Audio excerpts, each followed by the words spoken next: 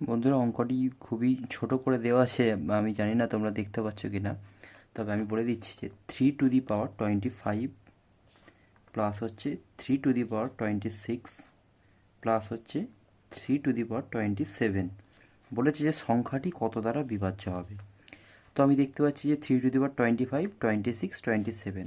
আমি এখান থেকে 3^25 যদি কমন নিয়ে নিই, তাহলে আমার এখানে পড়ে থাকছে হচ্ছে 1 পড়ে রইল, আর এখানে পড়ে থাকছে 3^1, আর এখানে পড়ে থাকছে 3^2।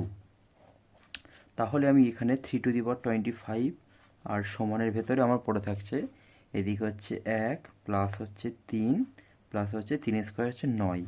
তাহলে যদি আমি যোগ করি 9 আর একে 10 আর 3 হচ্ছে 13। 3^25 ইন্টু 13। তাহলে বলেছে যে সংখ্যাটি কত দ্বারা বিভাজ্য। তো আমি এটা ইন্টু 13 যখন আছে, আমি অপশানে পেয়ে যাচ্ছি 13। তাহলে আমি যদি তো সংখ্যাটিকে 13 দ্বারা ভাগ করি, আমার ভাগফল মিলে যাচ্ছে, অর্থাৎ সংখ্যাটি 13 দ্বারা বিভাজ্য। অর্থাৎ অপশান ডি হলো আমাদের সঠিক উত্তর।